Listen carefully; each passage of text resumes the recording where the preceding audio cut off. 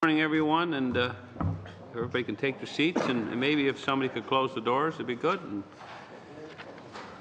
welcome back to our new year. Hopefully everybody had a good session in the riding, and I hope everybody loves this early morning meeting we're going to have, especially anybody that's on our committee that's a farm boy or a farmer. Hoback, it's good to see Mr. Hoback. Good to see you back. Thank you, Chair. Are you going to be a permanent? That's what it sounds like. Well, that's good. So you know how we roll. I'm not sure. Could you brief me on that? we are classified as the most active, fun-loving committee on the Hill. So we're going to keep it. I hope you kept that reputation. But good morning, everyone, and just before I start, I'd just like to inform the committee that we've put our report in on NAFTA. We got it in under the wire before Christmas, and everything's out there.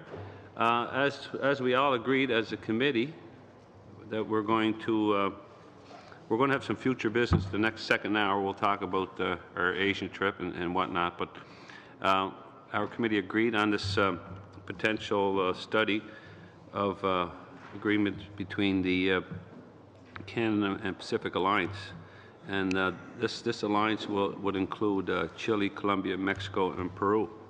So we're going to have a few meetings on this with witnesses to get our head around it and see the potential of it. And today's our first meeting, and I welcome our guests here today, or in the panel, our witnesses. We're short of one, I think, Mr. Robinson, but there was a switch of rooms, so we can continue on and get going, and then when Mr. Robinson, if he lands here, we can get him to jump right in.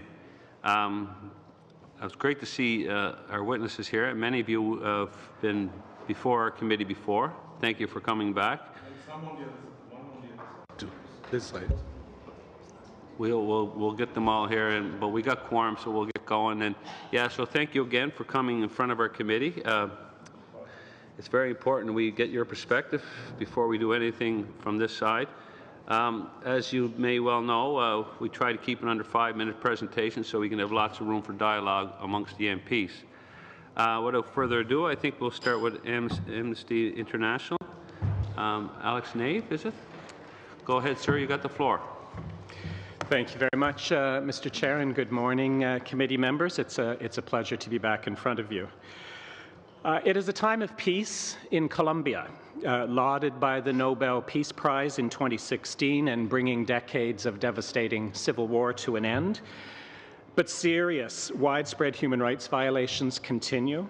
Last week, we published an urgent news release highlighting the forced displacement of over 1,000 civilians over the course of just 4 days of renewed fighting.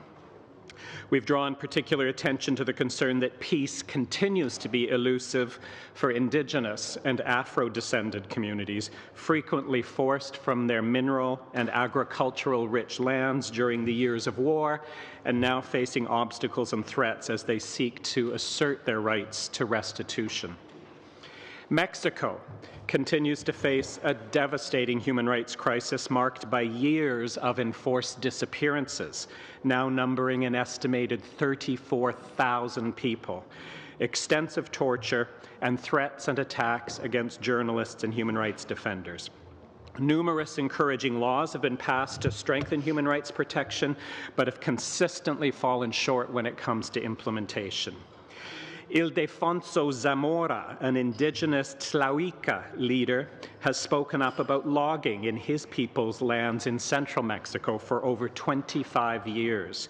He's been relentlessly threatened and attacked. 10 years ago, loggers killed his son, Aldo, and in 2015 and 2016, he was arrested and jailed for 9 months, at which time Amnesty International recognized him to be a prisoner of conscience, targeted simply because he seeks to protect the environment and defend Tlahuica territory. In Peru, an Amnesty International report issued last September documented callous and deliberate failure by the authorities to protect Indigenous communities in the country's Amazonian and Andean regions from toxic contamination of their water supplies, arising from such metals as mercury, cadmium, aluminum, arsenic, and lead, all linked to oil drilling and mining in the area. Meanwhile, human rights defenders who stand up against such concerns are regularly threatened, attacked, and subject to harassment through unfounded court cases. In 2016 and 2017, Amnesty International activists around the world, including in Canada, stood in solidarity with Maxima Acuña, a Peruvian farmer and environmentalist who defied endless pressure from multinational and local mining companies determined to push her off her family's land. And in Chile, activists with the Defense Movement of Earth, Environmental Protection and Water, MODATIMA, have campaigned to expose illegal extraction of water in water-scarce regions of central Chile. Human rights defender Rodrigo Mundaca Cabrera and other members of MODATIMA are regularly threatened for this important work, including numerous death threats that have intensified so much over the course of the last year that many MODATIMA activists are now fearful to leave their homes. Amnesty International is not a trade policy organization. We do not answer the question before you, should Canada pursue a free trade agreement with the 4 countries of the Pacific Alliance, with a yes or a no. But we are a human rights organization, and as these opening examples illustrate, there are, of course, serious human rights concerns in each of the 4 countries in the Pacific Alliance, and those violations very often occur in contexts related to economic and commercial activity associated with the business opportunities that stand to grow and expand with freer trade. Danger for human rights defenders speaking out about the impact of business operations on the environment. Peril for Indigenous leaders seeking to defend their land in the face of powerful economic interests. Labor leaders threatened and killed. Contamination and pollution from mining and other activity posing serious, even lethal health risks. And acts of violence by company or government security forces when disputes and protests arise about a corporation's operations. That is why trade agreements and trade policy attracts Amnesty International's attention. Ideally, we encourage governments to pursue trade, business, and investment in ways that will advance human rights protection at home and abroad. But at an absolute minimum, we insist that governments take measures and adopt safeguards that ensure trade policy and business activity do not cause or contribute to human rights violations. Amnesty International welcomes the government's efforts to advance a progressive trade agenda, generally described as including strengthened provisions in trade deals with respect to environmental protection, labour rights, gender equality, and the rights of Indigenous peoples, all of which is important and very welcome. But, you knew the next word would be but. The key question remains, how do we ensure that these and other serious human rights concerns will be adequately safeguarded as trade deals are negotiated and implemented? In other words, that it be more than just words on paper. Amnesty International has therefore repeatedly called on the Canadian government over many years now to commit to carrying out independent, expert, transparent, and comprehensive human rights impact assessments of all bilateral and multilateral trade deals, both before a deal is finalized and at regular intervals thereafter, with any potential harms identified by such assessments addressed to ensure compliance with international human rights obligations. That is our recommendation with respect to any potential deal with the Pacific Alliance, that it be subject to robust human rights impact assessments. Thank you very much. Well, thank you, sir. And we're going to go to the Canadian West Foundation, and we have Mrs. Hall Finlay. Welcome. You're no stranger to this building. Well, thank you for inviting me. It's fun to be on this side of the table this time. Good to see you here, and you have the floor. Go ahead. Thank you. Before going into my own comments, I want to say that I agree wholeheartedly with my colleague Alex in the concerns about human rights and labor rights and gender rights and Indigenous rights and the concerns that are raised about things that happen in many parts of the world. And I think we all share those concerns. But I actually am here today to wholeheartedly support our engagement with the Pacific Alliance. And it really comes from a different approach to how one can deal with the sentiments of and the concerns raised about some of the challenges that people in different parts of the world and frankly in Canada still have to deal with. We at the Canada West Foundation certainly, and it's worth repeating, wholeheartedly support Canada's signing of the Open Trade Agreement with the Pacific Alliance. We've supported the government's efforts in responding to the invitation to become an associate member. This is a tremendous opportunity for us.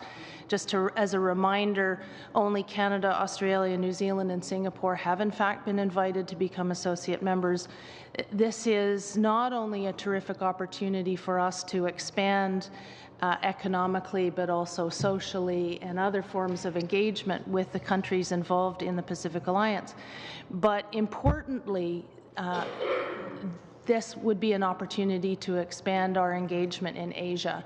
And at first blush that might not seem obvious, but the Pacific Alliance was really formed partly because of Latin American countries involved in APEC, but feeling as though their influence was maybe not as strong as it might have been, and therefore the forming of the bloc, the Pacific Alliance, was an opportunity to improve that. Canada's involvement in that would allow us to participate with them in that increased engagement with Asia. Peru and Chile already, for example, have trade agreements with China. Those opportunities to learn from their experiences can only help us in our continued negotiations with China and indeed with other countries in Asia. In the context of sharing the concern about human rights and various other concerns. This is the challenge that we always have whenever we're discussing trade agreements. And even the appreciation for the sentiment behind the so-called progressive trade agenda. I think we pride ourselves in this country on being pretty progressive. We're not perfect by any means. We're not perfect on gender equality. We're not perfect on Indigenous rights. We're not perfect in labor rights. We're not perfect in environmental concerns. So to some extent, it is challenging other countries look at Canada coming onto the world stage and sometimes, frankly, appearing to be lecturing other countries on how they should be behaving and treating different sectors in their domestic economies and societies. The fact that we do as well as we do is indeed something to be very proud of. But trade agreements really need to focus on trade and on the concern for human rights, concern for progressive agenda. Canada can do far more by leading by example as opposed to by lecturing others on what they need to do. And we are in a far better position to lead by example the more we engage economically, the more we engage socially. So fundamentally, even though my colleague Mr. Neve and I can have similar concerns, we come at the whole concept of trade very, very differently. We are of very much of the view that the more we engage in trade, the more we engage economically, the more we engage socially, the more we have an opportunity to expose some of the things that happen and to be more engaged in helping change those, and as I said, by leading by example. And my third and final point, so I won't speak long, I look forward to the questions, but my third and final point is this, that whenever we talk about trade agreements, so this is obviously today about the Pacific Alliance, but this comment is true for whenever we're engaging in a trade agreement or trade agreement negotiations. We already trade. The history of Canada is one of trade. It started with wood and fur. we trade a lot. Canada actually trades more, relatively speaking, than almost any other country in the world. Trade agreements don't all of a sudden create trade. We already trade with China a lot. We already trade a lot with the Pacific Alliance countries. We already have trade agreements, indeed, with all 4 of the Pacific Alliance countries. The point I want to make is that whenever we engage in a trade negotiation, there are people who say, we don't like this about that country. We don't like that about what they do internally. We think that they should do this, and we need to be able to be seen to be encouraging better behavior, more progressive behavior. These are good sentiments, but a trade agreement doesn't start or stop trade. Sure, from an economic perspective, we encourage the greater engagement from an economic perspective and a social perspective. We encourage trade agreements because they can open trade more fully. But the point I want to make is that it is better to have an agreement because it puts rules around the trade that we already have. It doesn't start and stop. A trade agreement allows us to put parameters and rules for that relationship, which is better than not having rules at all. Thank you. And we're going to move over to Cavendish Farms. Yes, thank you. A big company in Atlantic Canada that's around the world. Good That's to see right. you here, sir. You got the floor. Alberta also. Yeah, that's right, Alberta, PEI, New Brunswick, Ontario. So I thank the committee for the invitation to appear this morning. You're right. So Cavendish Farms has began operations in PEI in 1980. At that time, Cavendish Fries was shipping 25 truckloads of product per week. As of last year, we were shipping 815 truckloads of French fries per week. So most of North America's quick service restaurants are our customers, and over half of the retail frozen potato market is Cavendish. We are also one of the largest private label manufacturers, so most of the retail and restaurant clients also use Cavendish. So we're the 4th largest frozen potato processor in North America, and we have 4 plants in Canada, 2 in PEI, 1 in Ontario, 1 in Alberta. And we also have 1 in North Dakota. So aside from providing product to the U.S. and Canadian marketplaces, we've exported to over 50 countries in the last 3 years. And we produce over 1.46 billion pounds of product per year. And right now, we're building a new plant in Lethbridge, Alberta, that will triple our capacity out of Lethbridge.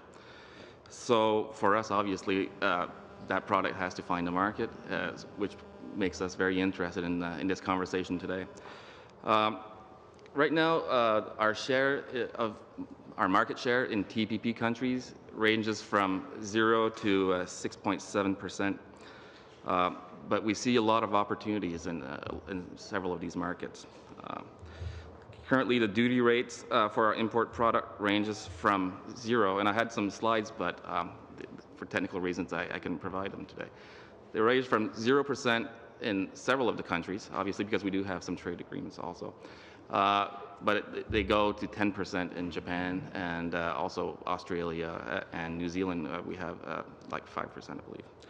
So our duty rates are the same as our competitors in the U.S. So we're the 4th largest potato processor in North America. 2 of the big 3 are based out of the U.S. And currently, our American competitors, while they have the same duty rates, they do have a logistical advantage over us in that they have easier port access, just geographically where they're located. But they also have, they're closer to the markets. So they have a few days less of shipping, which is an advantage in our world. So now that the U.S. has opted out of TPP, we see this as an opportunity to equalize the game, or certainly to give us a leg up in tapping these Pacific Alliance markets. Of course, duties are one of the obstacles to trade. There remains some non-duty barriers. I mean, Japan, which is the world's outside of North America, is the largest import market for frozen potato product. They do have non-traditional requirements on food quality and safety. They also require their own packaging. Mexico, which is one of the top 3 markets for frozen potato product, has passed laws that require unique retail packaging compared to the rest of the world. Malaysia has cultural sensitivities that require unique SKUs, stock keeping units. And Chile and Peru, where we see significant market opportunities there are non-traditional barriers to trade that include testing, biologic testing, and inorganic tests that are not required in other markets in the industry. Just getting a product registered in both of these markets can take over a year, which means that it's very difficult to respond in a timely manner to market forces there. So we believe that in order for Canadian producers to be able to be competitive and meet competition around the world, that we fully support Canada ratifying the Trans-Pacific Partnership Agreement. Thank you. Well, thank you, sir.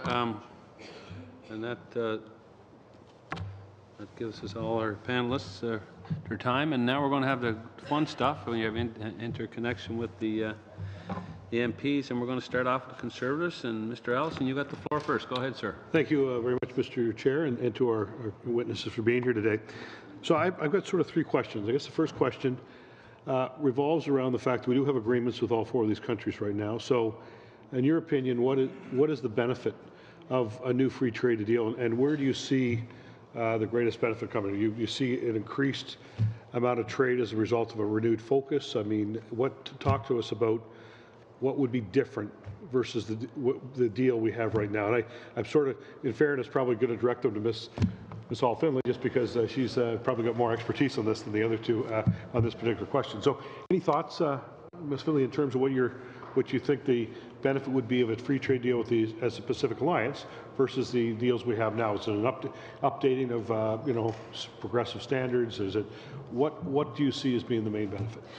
I think a lot of people have that same question, because you're absolutely right. We do have free trade agreements already with each one of the 4 members. What we don't have is a relationship, one that deals with some of the issues that will be covered off in this new arrangement. Things that, as things move and change so rapidly, digital economy issues, labor mobility issues, those are things that aren't necessarily covered in those agreements already that can and should be. So there's a broadening of the opportunity. But there's also the value in having an agreement with the Pacific Alliance as a bloc. So the Pacific Alliance created itself to become a bloc. The irony is that North America really ought to be more of a trading bloc in terms of the rest of the world, and obviously that's a challenge. But to have an effective trading bloc, you need to have internal regulations, internal harmonization, for example. Frankly, North America, even under NAFTA, was unable to do that as well as perhaps we might have done, and we can always hope. But that is something the Pacific Alliance has done. So not only do we have the agreements with each one, but the opportunity to take advantage of the harmonization that they have been building among themselves, and then add on the fact that they have increased relationship with many of the Asian countries. So through APEC, through the fact that, as I mentioned earlier, both Peru and Chile have agreements themselves with China, then would provide an opportunity for Canada to use that conduit, if you will, to enhance our trading relationships and other relationships with other countries. And I just add the other members that were invited to become associate members, Australia, New Zealand, and Singapore. This would, assuming all 4 also, all the other 3 join, that would add to our engagement with those countries as well, which is an added benefit. Sure. So I'm hearing you say harmonization, regulation, that kind of stuff, labor mobility, possibly, things like that. Yeah. What about infrastructure in our country then? I mean, we could spend a whole meeting just on that, but are we, what more do we need to do in terms of infrastructure around trade, and certainly around the West, ports and all these kinds of things? I know I want you to answer in like 60 seconds, but it's probably, like I said, a discussion for a whole bunch of meetings.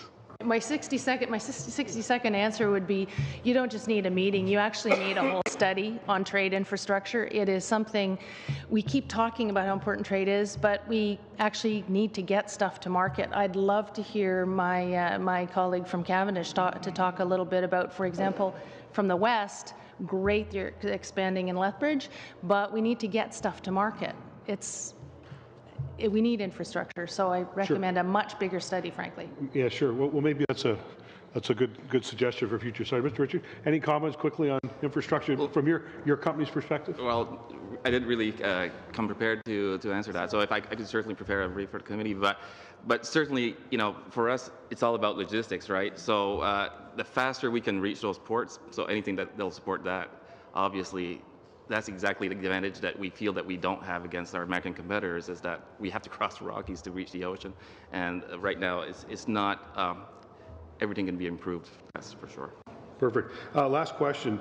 I just want to quote, or this is not a quote, but Carlos Dade from your foundation raised the question around who deserves credit for progressive aspects of the TPP in a recent National Post article, asking if all the government did was get cultural exemptions strengthened in a tweak or two, then does that mean the Harper government really negotiated a progressive agreement? So I guess my question is, with the exception of changing the name, did anything progressive happen with TPP in terms of labor and environment and some of these things, to your knowledge at this point in time?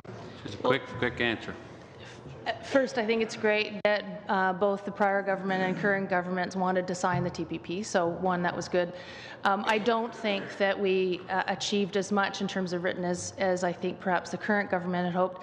There is a concern that it may backfire. We damaged our respect internationally for sure. We continue to do so, frankly, with an appearance of some lecturing others, and I think we have to be very, very careful about that.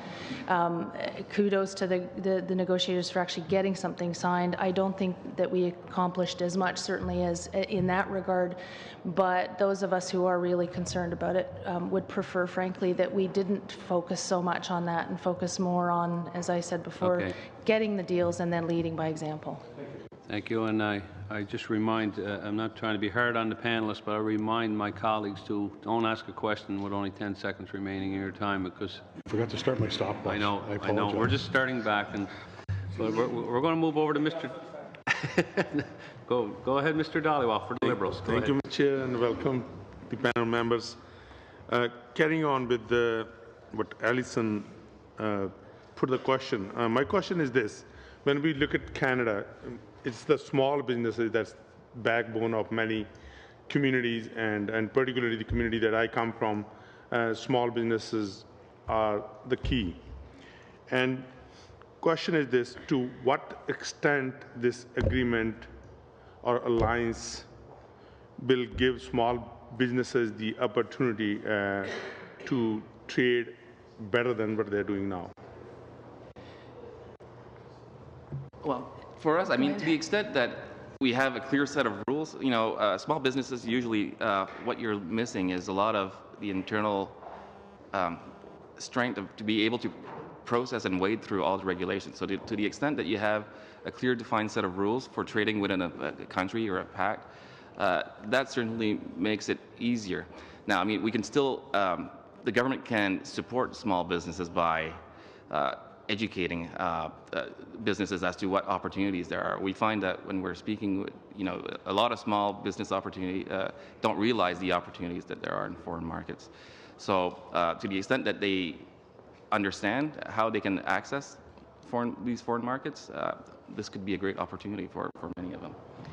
And I would add that there are things that we can do domestically, rather than whether it's SMEs, whether it's encouraging women-owned businesses, for example, rather than saying you should do this. There's an awful lot that we can do here at home in terms of domestic policies. The United States is actually very good at putting in exemptions in some of the trade agreements that they do to allow them to provide extra support, extra government procurement requirements, for example, to women-owned businesses or minority-owned businesses. We like to think we do things really well here. We can do things still a lot better. And so in negotiating agreements like this, there's a tremendous opportunity for us to look domestically. How can we actually help and encourage some of our SMEs, some of our other, as the other example I gave, women-owned businesses, how can we affect changes here and use exemptions in trade agreements so that we can encourage Canadian small business and the like? Can you give me some tangible examples, Martha, particularly when it comes to women in business that you would like to see domestically improved? I look to the example that the United States has given. So when negotiating trade agreements, one of the issues, for example, is government procurement. And so it's common to say, we want to have government procurement opened up so that we have open and clear access. So obviously when the United States does something like Buy American, we get upset about that because that flies in the face, frankly, of that open access. However, in the United States, they have successfully maintained exemptions for minority-owned businesses, for example, or small and medium enterprises, where they have specific programs that encourage government procurement, extra opportunities, if you will, for government procurement contracts for some of the sectors that they want to encourage. There's no reason why we can't do the same here, and it should be something that we keep in mind as we negotiate trade agreements with other countries. Okay, my question to Mr. Neeb, first of all, thank you for the great work that the organization does across the globe. You mentioned, there is still human rights violations, across these 4 nations. We had formed a free trade with Colombia, and we signed a parallel agreement when it comes to environment as well as child labor and the human rights. In your opinion, by signing that agreement, did the situation improve, or is it still the same when it comes to Colombia? Thank you for the question, because that's something very much on our mind. The human rights provisions in the free trade agreement we have with Colombia are unique. It's the only trade deal Canada has with those provisions. It was an opportunity, but sadly, in our view, at the end of the day, a missed opportunity to achieve what I put in front of you as a recommendation today, this idea of an independent, comprehensive human rights impact assessment, because it's neither independent nor comprehensive. So it's not independent in that it is carried out by government officials on both sides of the deal, by Canadian officials and Colombian officials. And what is truly needed for any impact assessment in the human rights realm, environmental realm, gender realm, is for it to be truly done on an independent basis. It's also not comprehensive. The review that's part of the Canada-Colombia agreement is very narrowly focused on identifying any specific tariff reductions that are linked to that deal and then drawing a direct line from those tariff reductions to a human rights violation. Thank you, sir. That's not the nature of the concern. Thank you, Ms. Dahlia. We're going to go to the NDP now. Ms. Ramsey, you got the floor. Thank you, and thank you to our presenters today. I think we're at this point where modern trade agreements have become about so much more than just trade. And so to say that we, somehow could extract them at this point, I think would be very difficult, because as the stories that Mr. Neeb brought us today, really horrific stories of human rights conditions that most Canadians would just, be shocked to learn are happening in the countries that we're considering as trading partners. We can't continue to trade with no regard for the impact on people. And that means people here in Canada, but it also means people in the countries that we're trading with. And so we need to ensure that we have really robust human rights provisions that are enforceable, that allow, people that are working on the ground in these countries on behalf of Canada to have mechanisms to challenge this behavior, and in particular when it's a Canadian company that's participating in this behavior. And we certainly could look to what's happening in Mexico around the extraction sector for examples of that. And of course, we have an ombudsperson that's been announced, which we're supportive of, but really needs some fleshing out. I don't believe that Canada should promote lowering standards and accepting this, because it also hurts Canadian workers. When we accept that there are lower standards that are acceptable in other countries, this has a direct impact on workers here in Canada, because we start to compete on very uneven playing fields, if you will. So we had the global affairs officials here on December 11th, and I did ask them about the human rights tools that they were using in the Pacific Alliance trade agreement. We couldn't get a direct commitment from them. One thing that I specifically mentioned was the guiding principle on human rights impact assessments of trade and investment agreements, which I'm sure you know well. It's been published by the UN. And you've mentioned another tool that you're bringing us today. But I wonder if you can speak to tools that you feel the government should be using and potentially what training our trade negotiators require to understand the impact and the use of these tools. Absolutely, and we too feel that the UN principles that have been developed over several years now by a range of UN human rights experts who aren't necessarily focused on trade, because it's come up through the UN human rights system again, not through trade bodies, but who have had opportunities to really study what the impact of what's in or sometimes what's not in trade deals has on the human rights they're concerned about, be it the right to health or the equality rights of women or a whole range of other human rights concerns. So that is what we have repeatedly recommended the government use as the framework to develop a robust human rights impact assessment process going forward. We would be a bit of a world leader here. We wouldn't be the only government that's out there. Even the European Union is doing more and more around the human rights impact of their trade deals. But we certainly would be leading. But I think that's where we often hope and expect to see Canada when it comes to global human rights issues, that we're not waiting for the pack to get ahead of us and then we'll catch up, but that we want to be creating best practice and developing new models. So you spoke specifically about one of the Pacific Alliance countries and one that we have a trade agreement with, and that's Colombia. And my colleague asked about the human rights provision that's in there, but I wonder if you can speak more specifically to what is lacking there and what has created an environment where the human rights violations continue, even though we have some sort of mechanism. And if you can speak to how you see that being improved, how you see that, you mentioned, of course, the tools, but how you see that language being built upon going forward so that we don't have these provisions and agreements that are unenforceable and largely just aspirational. Well, I'll bridge back to Mr. Allison's question at the outset as to what a benefit might be of actually something that's multilateral as opposed to bilateral.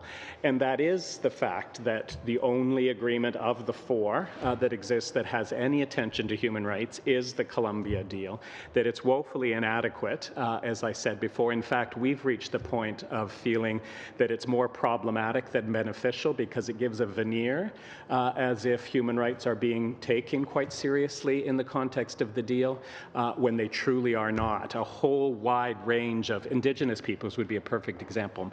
Massive human rights violations that Indigenous peoples throughout Colombia have experienced clearly in an economic, commercial, and trade context, which are totally overlooked and ignored by the assessment. And so having a bilateral process has been problematic. Perhaps something multilateral would open it up and offer us the opportunity to create some new mechanisms. Thank you, sir. Thank you, Mr. Ramsey. Right on time. And we're going to go to Madame Lapointe, the Liberals. Go ahead. Merci, Mr. Chair. J'ai des questions pour vous trois. I have questions for all three witnesses.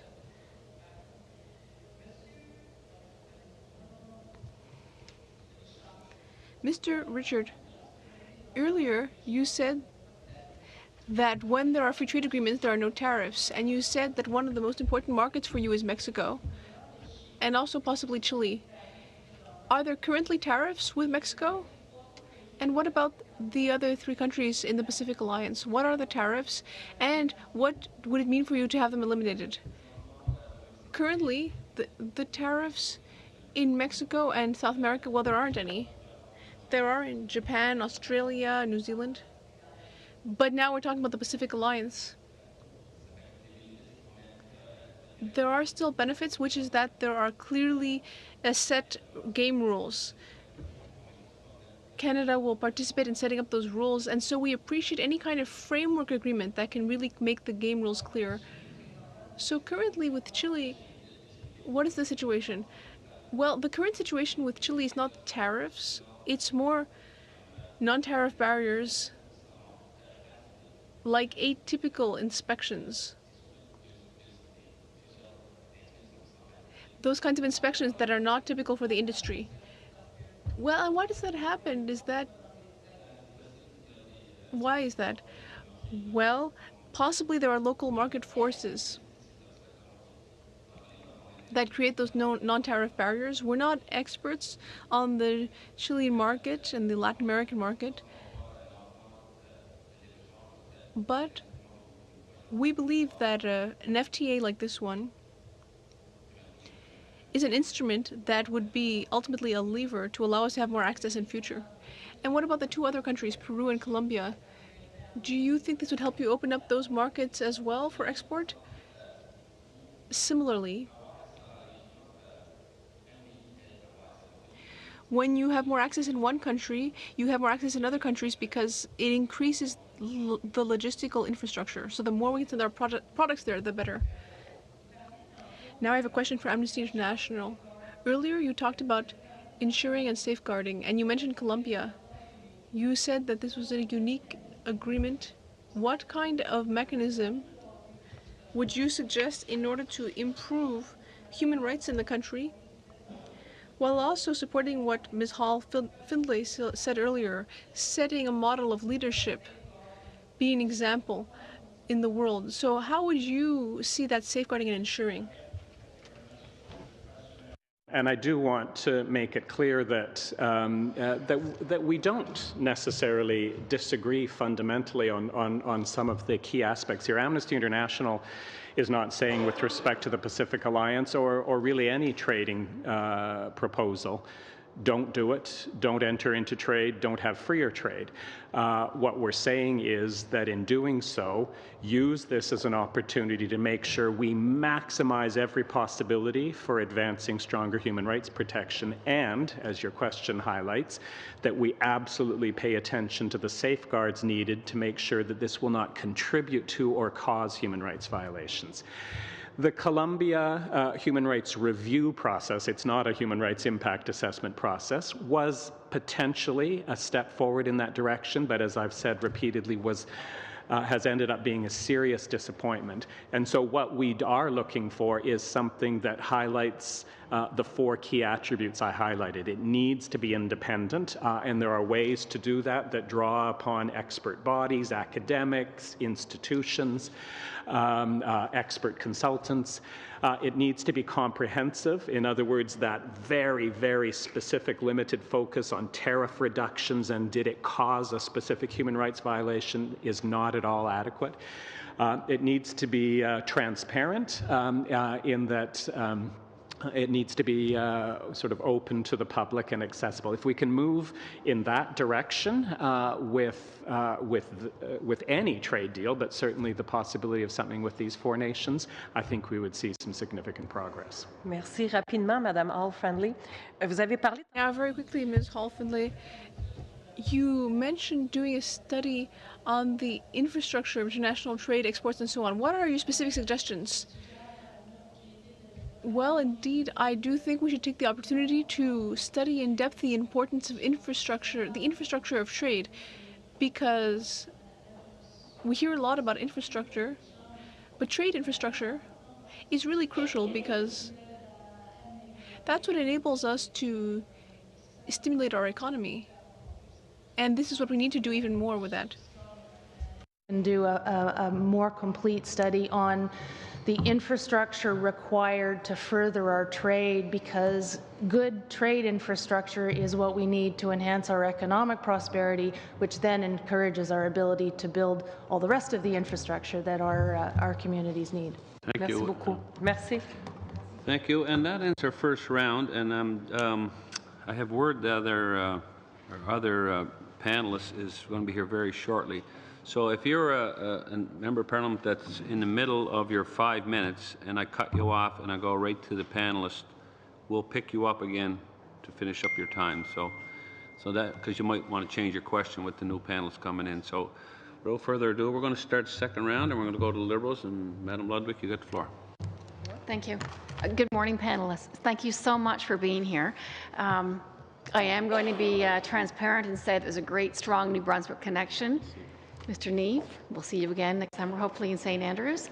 Mr. Richard, thank you for joining us. And Ms. Finley, nice to meet you today.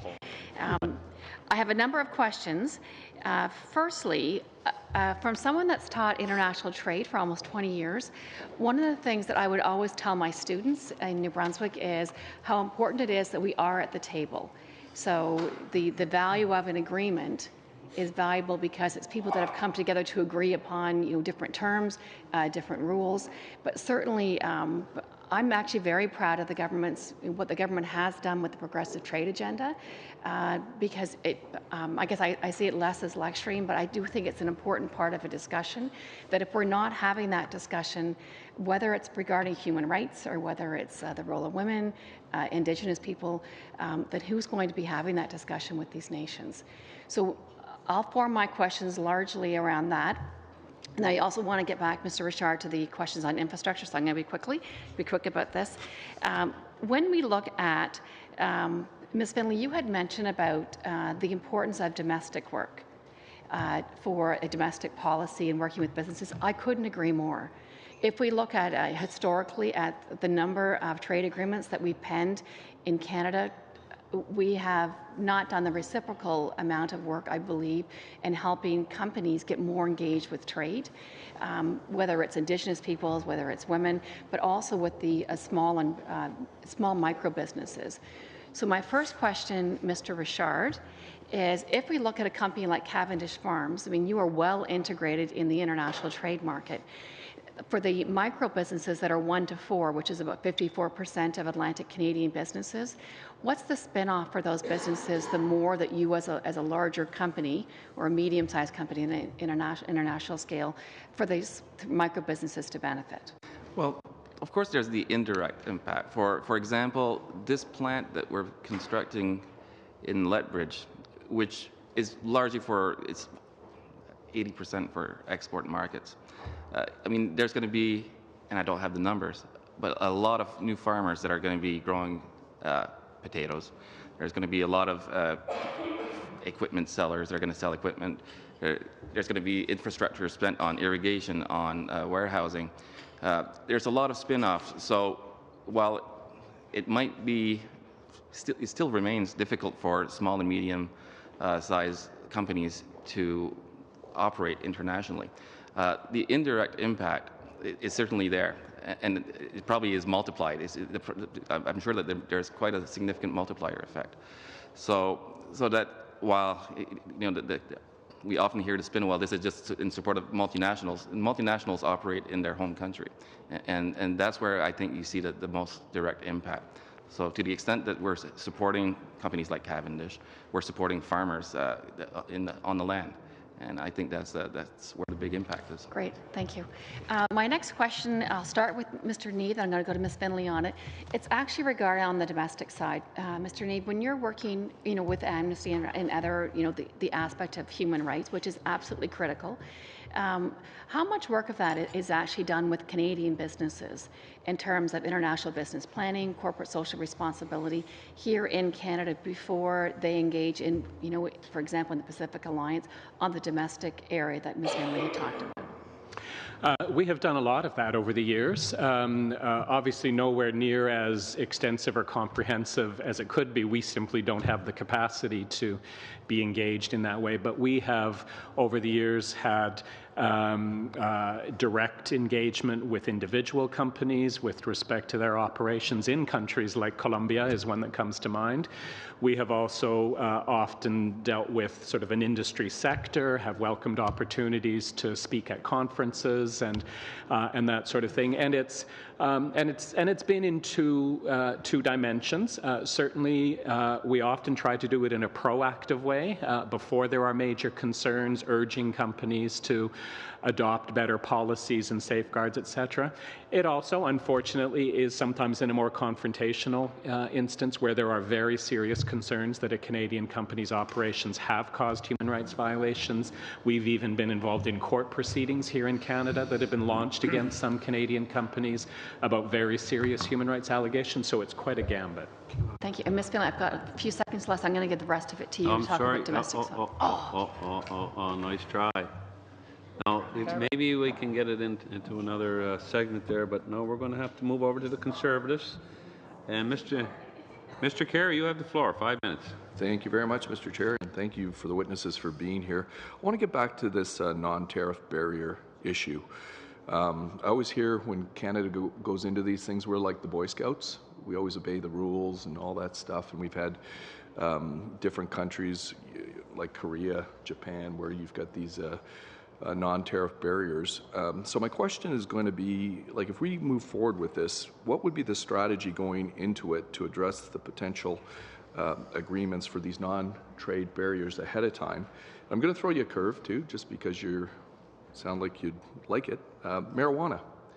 The government's current policy on marijuana seems to be a little bit out of sync with our international obligations, and some of the concerns, like I come from Oshawa, there's a lot of auto where it's back and forth across the border, and if it doesn't line up with these international countries, and on this list we've got like Colombia, Mexico, things like that, where drugs are a very big issue for these countries. What does the government have to do ahead of time to get out in front of the marijuana issue so it doesn't become one of these maybe a non-tariff barrier that might slow down the movement of product across these borders? Frankly, this is of concern right now to us. I mean, legalizing marijuana, that's a social policy decision, and we don't have an opinion on that. But we're starting to worry about how it's going to impact our trade. For example, and I'm not talking just about Cavendish now, but we have a trucking company. Are we going to start having issues at the border, or even on shipments? So while I wouldn't deign to provide advice to the government on how to address these issues, I suggest that it should be thought in advance while we're doing these even social policies, which affect us in our market, but will affect us also in our trade. So to the extent that I hear this concerned voice, we appreciate this. This is something that we're starting to worry about. Are you aware of the international agreements that Canada has signed on to and timelines, things along those? Because one of the concerns that I'm hearing, and I've frankly spoken to some American stakeholders, and the issue isn't so much what Canada does, like you say, that's a policy issue, but for people coming in and border agents who've been directed to make sure that they don't have drugs come into the country. If there's a normalization of marijuana in Canada, even though Canadians want that, dogs, border agents can all have an effect on that. Are you aware of what we need to do with these international trade agreements before we move forward? Well, it's something that we're thinking about in our businesses. So one way of probably addressing this, for example, in transport, which is, a lot of this is going to happen at the borders for transport, is to align our for example, DOT in the U.S. Have very stringent requirements and whatnot, and possibly the solution, and this requires some considering, is to align our regulation of transportation in Canada to align with theirs, which is what you gain by having these international trade agreements, is you get a seat at the table, and you can talk about these things, and hopefully you come to a solution. But right now, we see this as a potential problem. All right. Ms. Hall-Finlay, you were kind of smiling a bit on that one. Do you have a comment? Or? Only that the fact of legalizing marijuana is not going to start or end trade in marijuana, one. There is an awful lot of marijuana crossing the border between Canada and the United States already. The numbers are really quite astounding. The legalization of a product like that actually allows us to bring it above the table and have some really important discussions about how to manage that. And listen, when you have different jurisdictions with different rules on different substances, won't be the first time. And how many states now of the United States have legalized marijuana? And we've had the need for that discussion in the other direction. So the legalization of a product like this only allows us to better manage as opposed to the complete black market that we're not managing terribly well right now. So, and I would just add that is an opportunity for a lot of southwestern Ontario tobacco farmers who had significant challenges for many years, and it's a crop that Canada can actually do well with. There's a potential non-tariff barrier, though, if we don't make those. Just getting a little too close there to throw a question in, but very good, very different questions. So good mixer up here today, and we're going to go to the Liberal Party. Mr. Peterson, 5 minutes. Thank you, Mr. Chair, and thank you. I think Mr. Robertson is here now. Yeah, so we're sorry. You're right, Mr. Peterson. So we can just. Mr. Robinson, welcome. Thank you. Good to see you back. Yes, apologies for being wrong place, wrong time. No, that's certainly okay, and the timing is perfect. Are you okay to jump right in and do Absolutely. You know, if you can do it under 5 minutes, great, and then we'll just go right into the dialogue with the MPs. Welcome again from the Global Affairs Institute. Go ahead, sir. All right. I believe associate membership of the Pacific Alliance makes sense for Canada. For Canada, the Pacific Alliance is the right platform to advance our interests in Latin America. They are business-minded and embrace the rules-based democratic order. Canadian investment in the Pacific Alliance is estimated at ballpark $40 billion. The economic health of a lot of Canadian firms, especially in resources and finance, are tied up in the economic well-being of the Alliance. The Pacific Pumas, as they're sometimes called, have more than 221 million consumers with a combined GDP which would make them the 6th biggest economy. The 4 countries are responsible for approximately 33% of Latin America's total gross domestic product, 50% of Latin American exports, and 40% of the total foreign direct investment capitalized in the region. Their goal, as you probably have been discussing, is free movement of people, goods, and services. And they're negotiating their stock markets and even share embassies in some countries. My belief is that the Pacific Alliance is a good match for Canada, especially as other key Pacific partners, Australia, New Zealand, Singapore, and now South Korea, are also looking at associate membership. Since the days of the Coeur d'Albret and Hudson's Bay Company, Canada has been a trading nation. According to Global Affairs, our trade to GDP ratio is around 70%, one of the highest in the world. During the past century, we have become a nation of traders. 1 in 5 jobs depends on exports. The progress and prosperity enjoyed by Canada is thanks to trade liberalization. My view is participation in the Pacific Alliance should be part of a broader strategy, which I think we're undertaking, that will increase goods opportunities for our goods, services, and particularly interesting enough in the Pacific, our pension funds. Services today account for about 70% of the Canadian economy. We're good at trade and services, notably banking, insurance, and engineering. Think Scotiabank, one of Mexico's biggest banks with growing interests in Chile, Colombia, and Peru, or Manulife in Asia, or SNC-Lavalin, or Brookfield in engineering infrastructure projects around the world. The trade explosion, of course, began with the Canada-US FTA and then the NAFTA. These deals opened up access to the US and Mexican markets and gave us, I think, the confidence to compete internationally. We've had a slew of other agreements, including the Uruguay round, since then, and we have more trade agreements in Latin America than any other part of the world. The recent negotiation of the Canada-EU agreement, CETA, and now the FTA with the Pacific nations, CPTPP, gives us even more opportunities for sales and investment. But you might ask, if we already have free trade agreements with Chile, Colombia, Mexico, and Peru, why do we need to take the next step of associate membership in the Pacific Alliance? First, we must take our opportunities where they come. We must consider Pacific Alliance associate membership against a backdrop of America First protectionism with our biggest trading partner and no foreseeable conclusion to the somewhat zombified WTO Doha round. With the Trump administration having removed the U.S. as the anchor of trade liberalization, middle power groupings, such as the Pacific Alliance, need to pick up the slack to sustain the rules-based order that serves our interests. For Canada, the Pacific Alliance would consolidate our position as a first mover within the best trade agreement in the Americas, just as we've done within the Pacific through CPTPP and the transatlantic through CETA. It's always better to be a driver setting the course in the front seat rather than a late passenger along for the ride at the back of the bus. Canada would become a leader within the Pacific Alliance by virtue of being the biggest economy in what would constitute the most liberalized caucus of trade nations in the world. Well, it's about trade. It's also about building deeper cooperation through regulatory integration and addressing emerging issues like the digital economy, environment, and women empowerment. Canada can benefit, I think, from linking to the best parts of the Pacific Alliance.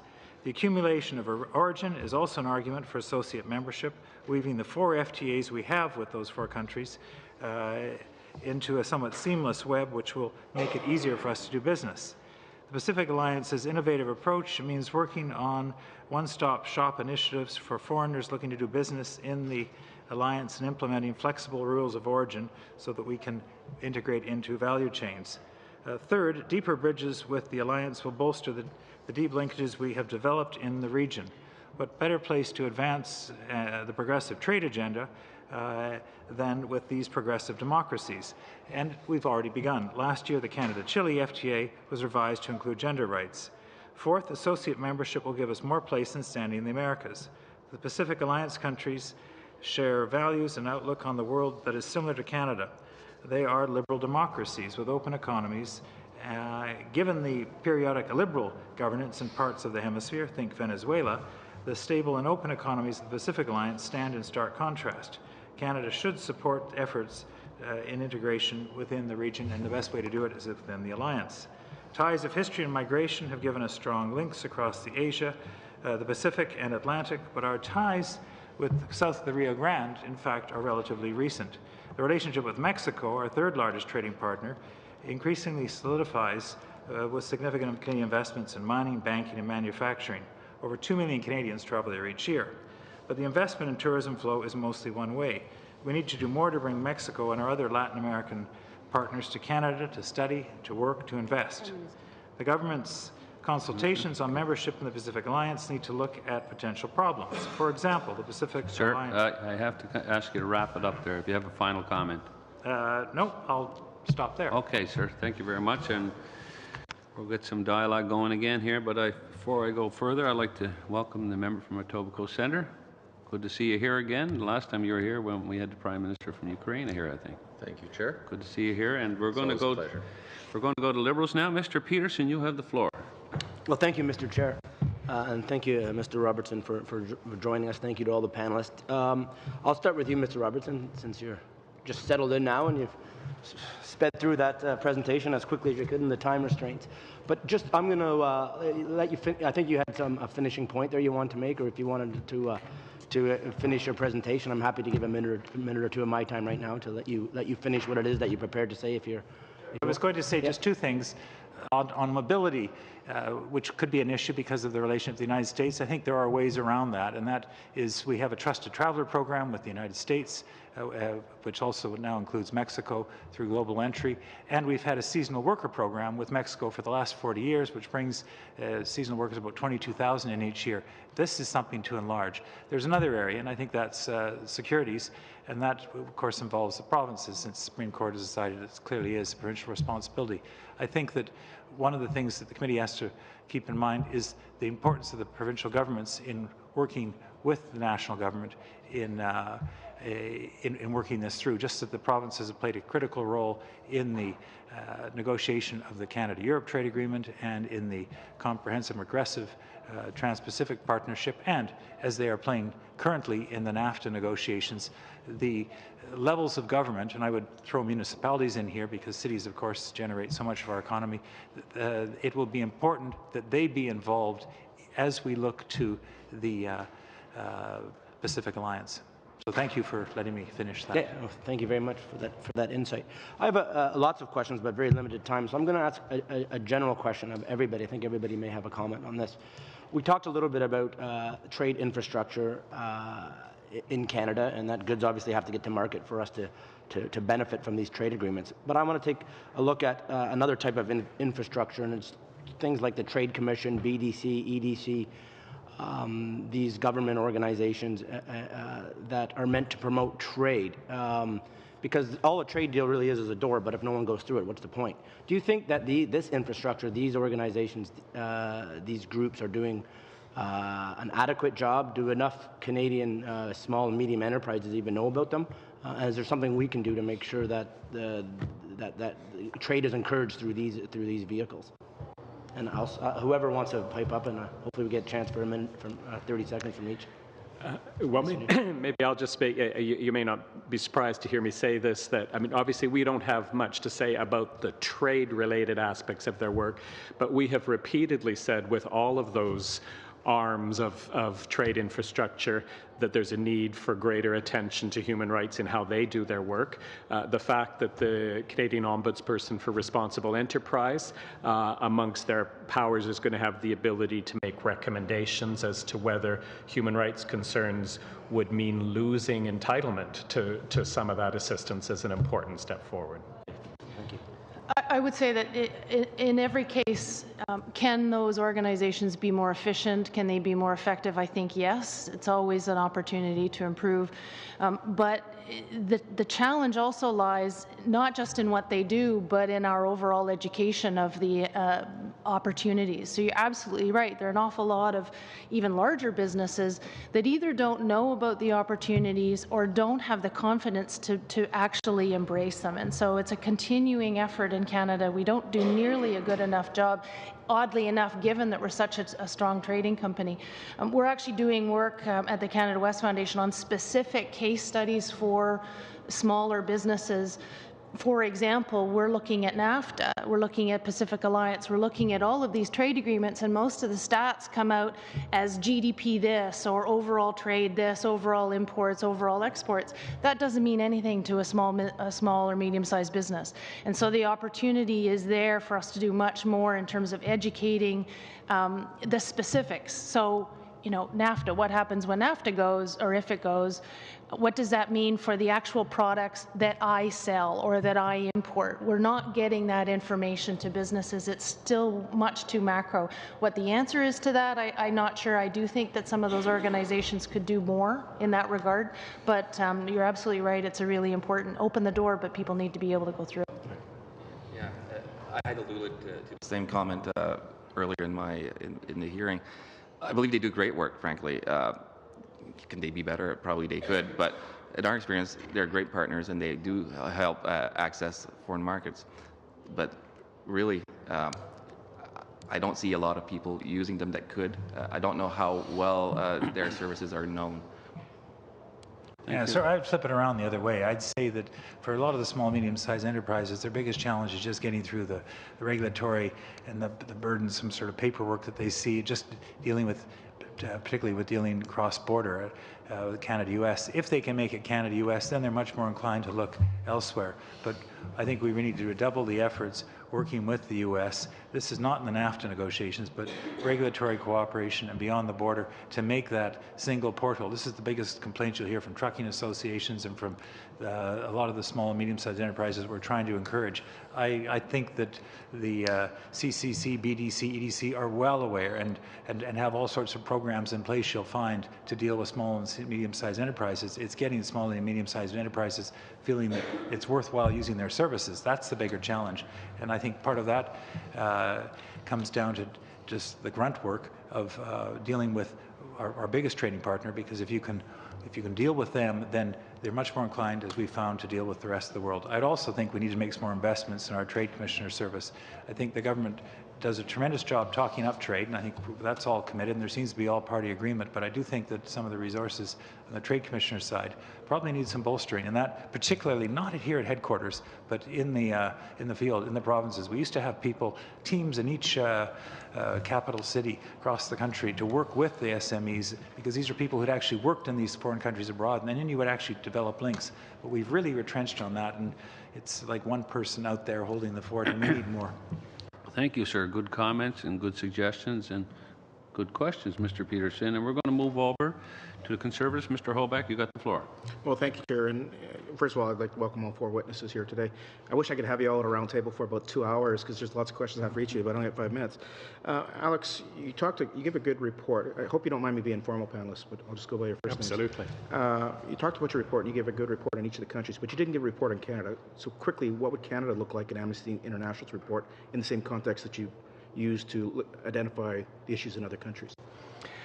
We do regularly highlight human rights concerns in Canada. In fact, next week, February the 6th, we'll be releasing our annual human rights agenda for Canada, which does raise serious concerns very quickly in a number of issues. Right at the top of the list, of course, would be Indigenous rights, right. Especially if we're thinking about an area where there is an implication around commercial and activities, etc. A lot of the issues you identified with Indigenous rights in all these other countries we have the same problem here at home. Is that fair to say?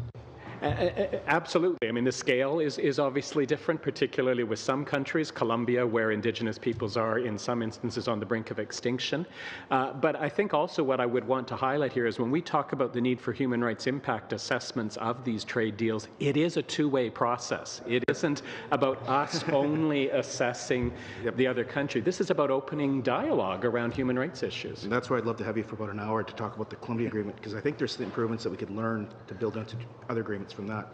But I don't want to dwell on this one issue. The other issue that I want to talk about is, when you do look at countries like Pacific Alliance, when they set out the harmonization of regulations, by default, countries that aren't in the Pacific Alliance take on those regulations. And how important is that to Canadian businesses when they are part in developing those regulations as they sell their products in Central and South America? So maybe I'll start off with Colin and then move on to you, Daniel, and then just talk about the importance of us being at the table because of that scenario. Well, thank you for your question. I would just say that the fact that we will be in early, and I do think we get in, and we're in with like-minded partners, and most of us are already members of the now CPTPP, and we do have the free trade agreements with these countries, but one of the things that they are trying to do is exactly as you described, is come up with a kind of common set of regulations and a high standard of regulations. And the great advantage of us being there at the table and being the biggest player and having had a lot of experience because of the work we've been doing in these other trade agreements, that we can take that and apply it within, and it will be welcomed, I think. So, and that then becomes the standards by which other Latin American countries, my sense is Argentina will shift out of Mercosur at some point and will look to Pacific Alliance. Other countries within the Latin America will start to look to the Pacific Alliance as the high standard trade agreement because it's in their interest. Similarly, we're seeing the same effect now in Asia with the signature of the CPPT, which stands in sort of contrast to the Chinese-inspired RCEP, where Korea, Indonesia, they're going to come into that as well. And from a Canadian perspective, if we're there and we're able to take bluntly our values, our principles, and the experience we've got, these will become the regulations which we're already comfortable with. So again, the argument for being first mover and being there. Again, I apologize. Now, Daniel, going to you. With your investment in Lethbridge, I remember we were talking about border adjustment tax at the time and what that did to your investment. So tell us the importance of having bankability and stability in your trade agreements as you make investments here in Canada. Could you repeat that? I couldn't hear that. Talk about the importance of bankability, stability in the trade agreements as you make investments here in Canada. And I use the example of your Lethbridge investment. That's right. So, and it goes even for the question about marijuana. What we need is a clear, defined set of rules that we know we can count on in the future. So, for example, there was speculation, and this is the case that you're alluding to, where there was concern for some months that the U.S. might be considering a border adjustment tax. And frankly, this was at a time when we were deciding whether to build this plant in Lethbridge or elsewhere for north or south of the border. This was crucial for us. We eventually did decide that we had some stability in the future, but knowing the ground rules is what we need, and we need to know the ground rules going forward. So to the extent that you're asking also, what's the benefit of being at the table early? Well, I mean, the question answers itself almost. To the extent that we can influence how the bloc is going to regulate industries that we care about, to the extent that our standards are adopted so that it aligns with the way that we do business already. I mean, an edge up on your American competitors. It does give us a hedge up. And that would actually lead into TPP. Like, Martha, you talked about the financial advantage to Canada by not having the Americans there. Now, that same scenario in regulation developments within the Asian Pacific region and the trading rules being there, what does that mean for Canadian business? That'll have to be left as a comment, not a question, Mr. Hoback. So, Chair, don't you want to hear the answer? I agree with the comment of the okay, member. That's a good enough answer. So we only got a few minutes left, and the NDP are going to get it. And Mr. Ramsey, you got the floor. 20 minutes. Indigenous people has really been woven through our conversation today, and they are impacted greatly both in the countries we're looking at trading with, but certainly our own country as well, and I thank my colleague for the earlier question. So my final question is, does your organization have concerns about the Pacific Alliance being compliant with the UN Declaration on the Rights of Indigenous People? And before agreeing to a trade agreement with the Pacific Alliance partners, should the Government of Canada obtain free, prior, and informed consent from Indigenous peoples? I'll ask each of you. I think this is a policy question that I'd rather our company not take a position on. Well, clearly this is part of the government's progressive trade agenda, and this will be one of the things that are discussed. There are Indigenous peoples in these Pacific Alliance countries and throughout Latin America. You know, we hold discussions even before being members of the Pacific Alliance. So I think it's clear it's going to be there, and I think there'll probably be the opportunity, if you're there, to put a chapter in on this. But you have to be there at the table. But more than a chapter, you think that they should get that consent prior to signing an agreement? It's more than a chapter. I think that it's pretty clear where Canada's coming from, but not sure that the other. Just as with trade, I'm not sure the Pacific Alliance would say you come in with conditions ahead of time. It's not usually how trade. No, I'm saying in Canada, should we go to our Indigenous people and get consent from our Indigenous people in Canada? I pass. I would say that we have to be very realistic, and this speaks to a number of other aspects of these trade negotiations. If we forego an opportunity to enter into an agreement because domestically we're not really sure if we should have consent or not consent or whatever, we do ourselves a disservice. For all the discussion we've had about the importance of being at the table, it's important to be at the table. And I want to add just another caution. As an unapologetic feminist, I have real concerns when we highlight, for example, the side piece in the agreement with Chile about gender equality. Nothing is in. No, but it's. I don't want to cut you off, Ms. Finley, but I only have about 30 seconds, and I'd like Mr. Neve to specifically on the Indigenous people I'm asking. I appreciate your comments. But it relates to all rights. My point about the gender equality piece in Chile affects all of the rights, whether human rights, Indigenous rights. It's that we have a real danger in putting in place things that sound good but are completely unenforceable. And as a feminist, frankly, I actually worry that we do ourselves harm by being able to say, look at what we've said, but not what we've done. And I will repeat my point earlier, Canada can lead by example far more effectively, especially if we get our own house in order. So I would take that answer as a no. Mr. Neve, do you have an answer? Quickly. Very feisty way to end our panel here, but time is up. No, there's time is up, and that's it. So thank you for everybody coming, and good dialogue, good questions and answers, and we hope to see you back here someday, and stay tuned for the report when it comes out. We're going to go in camera for only a few minutes, and then we're going to go into future business.